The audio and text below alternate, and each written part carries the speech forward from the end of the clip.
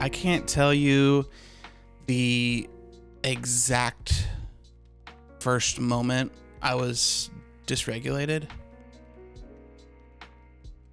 I don't think I can remember that far back.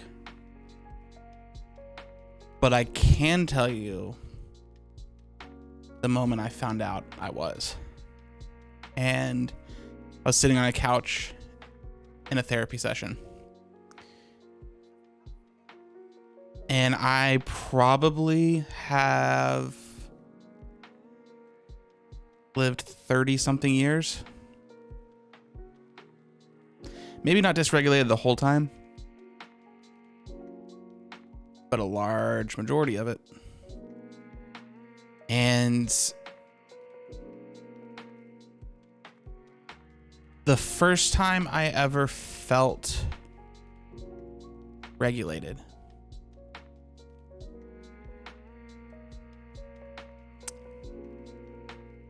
I didn't know. I didn't know I could feel that way. I felt light. I didn't care what others thought of me. I did things I wanted to do because I wanted to do them, not because I thought others would want me to do them. See, as a dysregulated person, I was a massive people pleaser. And I got really good at figuring out what you wanted from me or how you wanted me to behave. I got really good at reading that. I got really good at wearing that mask and pretending to be that person. All from a fear of, you'll leave me. You'll leave me if I don't wear this mask. You'll leave me if I don't show up this way. You'll leave me if I don't bend over backwards for you. And as a dysregulated person, I never understood that I was abandoning myself. I knew I hurt. I knew I felt pain. I knew that at the end of the day, I didn't like me. But I didn't know it was because I was abandoning me. I didn't know that the little boy inside me who just wanted to be rescued, who just wanted to be held, who just wanted to be loved was hurting in the ways that he hurt. I knew I was hurting, and I chalked it up to, I'll feel this pain so that you don't have to. And I disguised it as I'm saving you from it.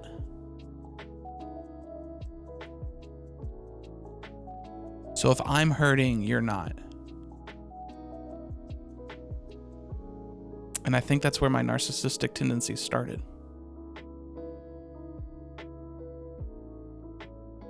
Because I think that as a dysregulated person, I thought, I can hold your pain. I'm strong enough for that. I can hurt so that you don't have to hurt. And it was in my second marriage that my wife at the time first questioned why I help people. And I wish to God that I would have paid attention to that conversation a lot sooner than right now. Because I never thought about or questioned my motivation in it. I helped people to help me. Again, the fear is you'll leave me. You'll leave me if I don't open this door for you. You'll leave me if I'm not polite. You'll leave me if I'm not nice. And I was nice at the cost of myself.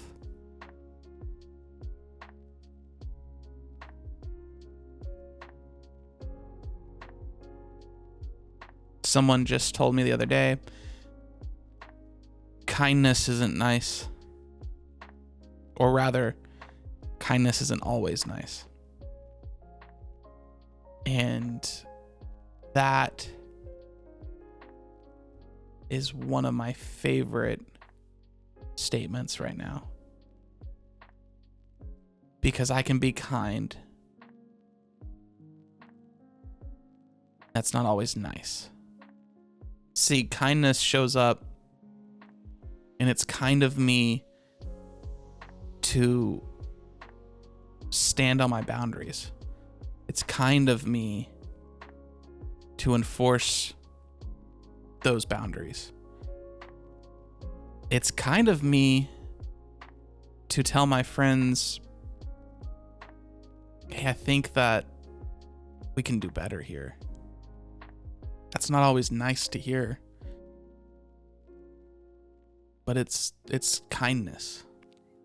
It was kind of my life coach to kick my ass in a one-on-one and call out some shit that I was doing in my life that needed to be called out.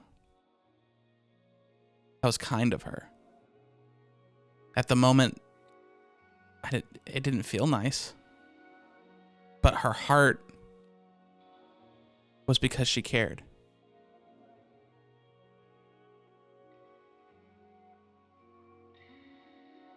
I'd rather have kindness than niceness. See, when I was nice, it wasn't authentic. When I was nice, it was a mask. It was paper. It wasn't real. I was really nice. But it wasn't me. And it took me a long time to even begin to see me. I think I was scared of me because I had abandoned myself, and I had purposely caused pain in my life for me. Me telling myself I can hold this pain so that they don't have to is inflicting pain on purpose. And I think that on some level, I think I deserved the pain.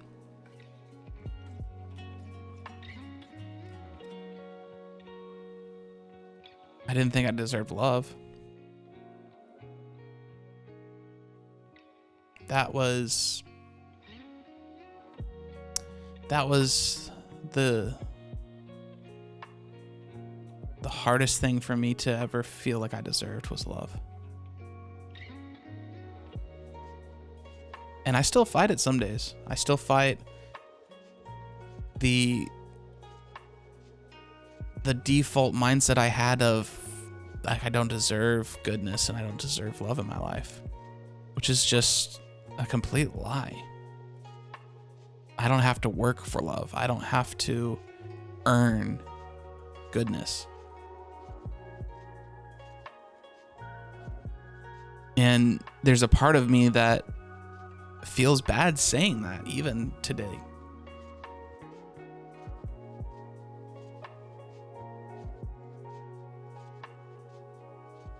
So when I started to feel regulated, I started to realize love it's kind of both parties. And the first time I heard that,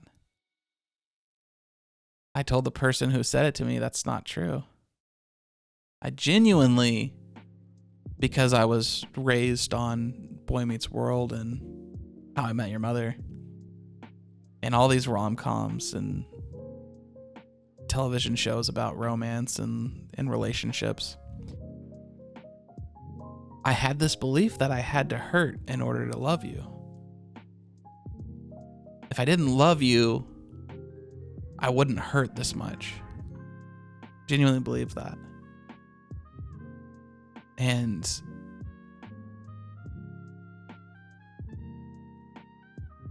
there's a scene in How I Met Your Mother where Ted Mosby is looking for the locket for Robin, and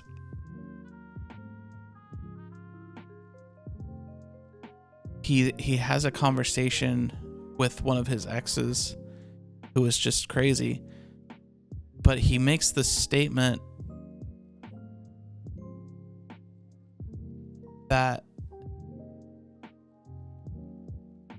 let me pull it up so I can get it in real time so I don't mess up the words. I want to get this right.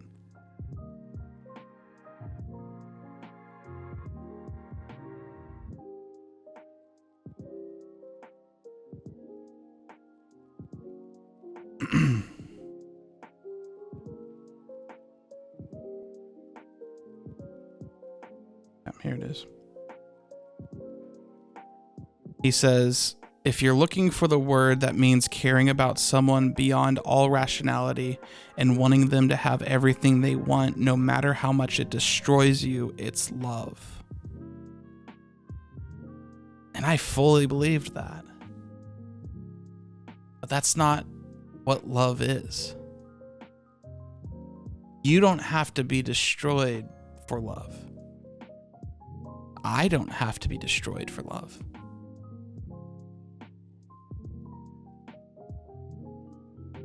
I think that I was so afraid of people leaving me, I didn't begin to even ask the question, should they leave me? Are these people holding my best interests at heart? Are they safe? It didn't matter if they were unsafe or safe. It mattered that they were there. And it mattered more to me than being hurt and being in danger. As long as I wasn't alone. And I knew, I'll say it this way. I think I knew on some level, if I'm alone, I'm unsafe because of all the times that I abandoned myself. So I knew that I wasn't even safe with me. So if no one else is there, I think that's where a lot of my attachment comes in, because it's like,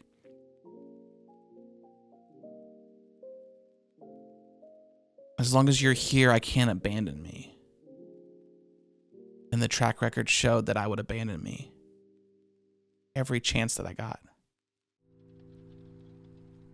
So I'm learning how to love myself.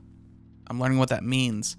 And it's kind of a cliche, like everyone throws these sayings around, especially when you're single and you're trying to find a relationship, and all the people who've found their relationships just tell you, you got to love yourself first. And it's true, but I don't think that's the best way we can say it.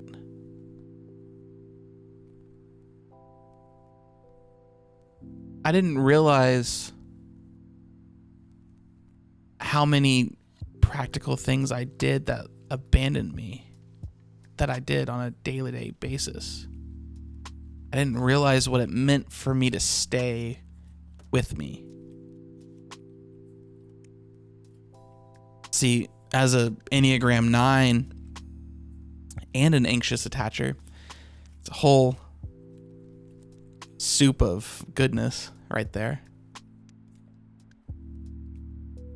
I merged. I merged with the people I cared about. I hung around you a lot. I began to look like you. I began to like the music that you liked. I began to like the shows that you liked. And I'd abandon my desire to listen to the music that I want to listen to or watch the shows that I wanted to watch. See, when you get good at abandoning yourself, it's hard to recognize which parts of you were there from the beginning and which parts were grafted on. I began to look like a Frankenstein of all these parts of other people sewn to me.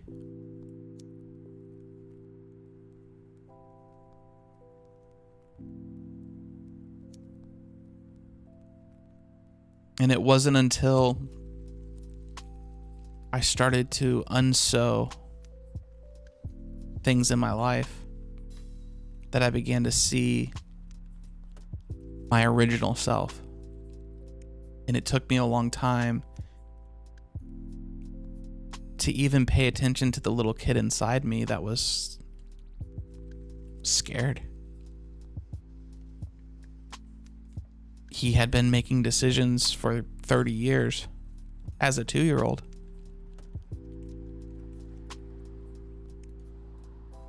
And he just wanted to be a kid. And so I had to teach him that you're safe now and you're safe with me. You can sit over there and you can play your video games. You can sit over there, you can read your book or your comics. But you can be a kid. You're allowed to be a kid again. I got the decisions. I can drive this car. You can sit in the back. And you'll be seen and you'll be heard. Because there's moments in my life where he'll want to tell me something. And I gotta check in with my little kid. And I gotta check in and see what he wants me to see and hear what he wants me to hear.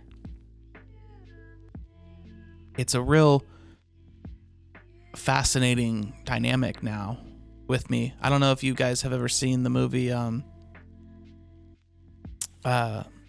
Beautiful Mind, but it's very much like that in the sense of he can see these people who aren't real, and it takes him a while to realize they're not real,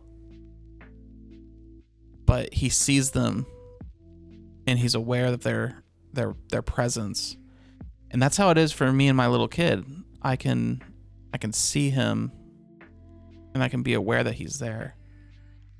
And sometimes he's more intuitive than I think. And so there's situations where he'll want to act out and he'll want to act up again. And all I got to do is just say, hey man, I see you. You don't have to be the loudest one in the room.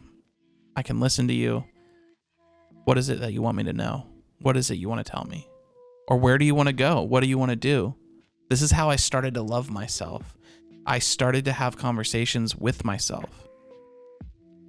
And you might think it's crazy. You might think it's a strange practice. But it helped me. It is helping me. And I think that maybe this is part of it. I mean, even before the moment I sat down in this chair, I didn't really know what I was going to talk about. I didn't really know what I was going to say.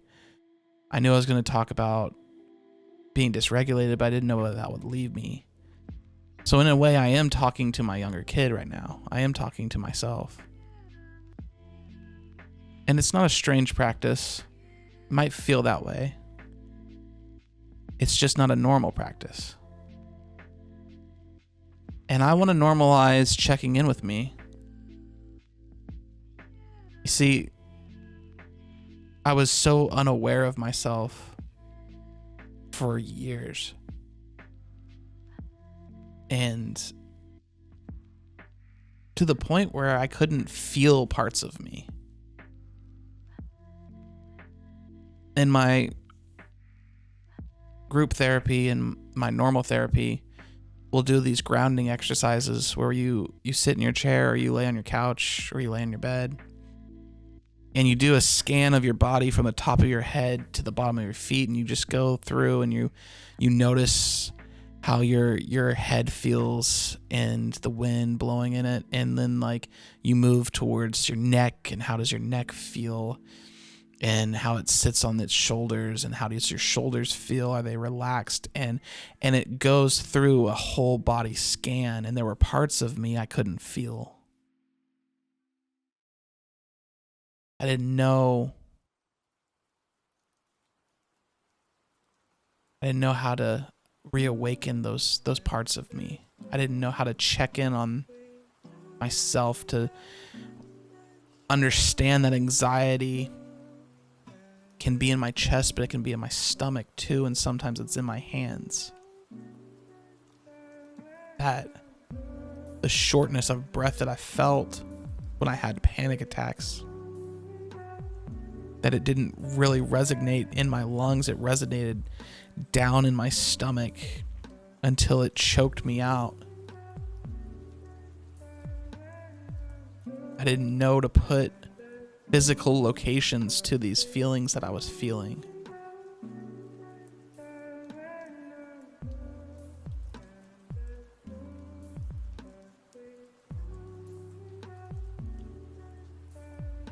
In my journey of regulation, I had to reawaken. I had to pay attention to things that I didn't pay attention to before.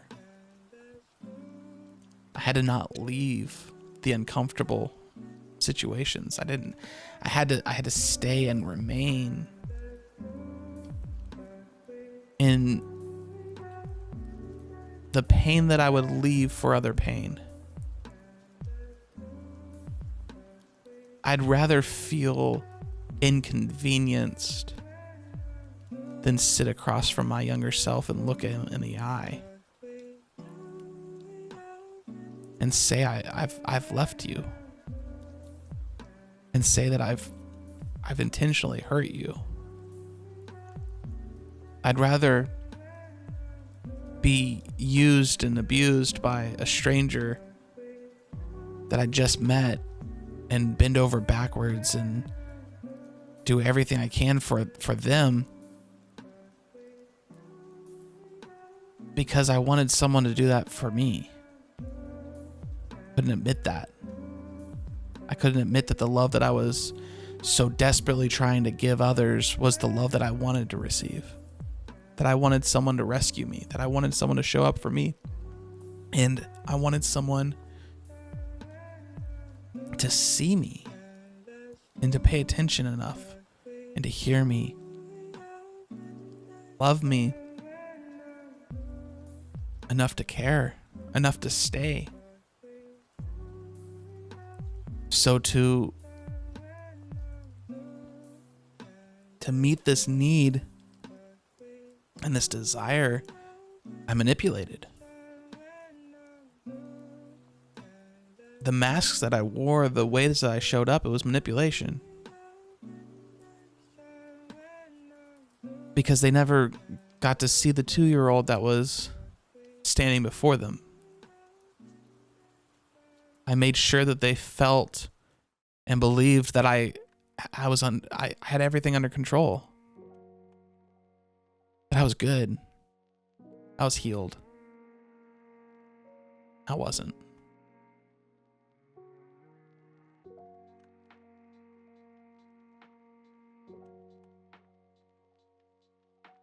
I've always been a pretty emotional guy most of my life. And a lot of people aren't comfortable with that. But that's something that was originally a part of myself. I didn't have a problem with crying. I didn't have a problem feeling these emotions fully. They weren't bizarre to me.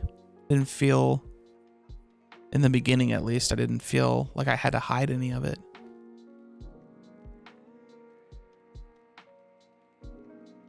My imagination was very strong.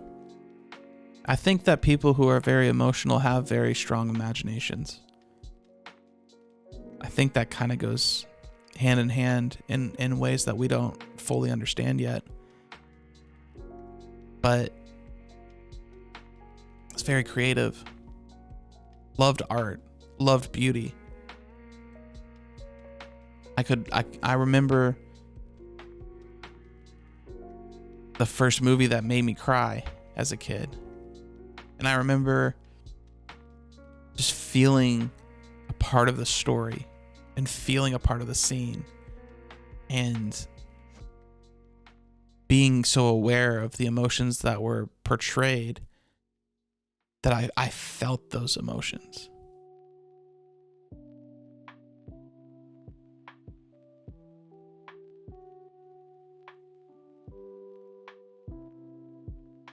I think it's important for us to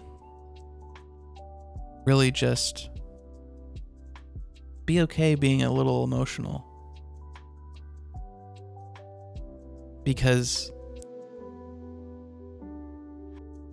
I think if we're allowing ourselves to be emotional, I think we're allowing ourselves to be sincere.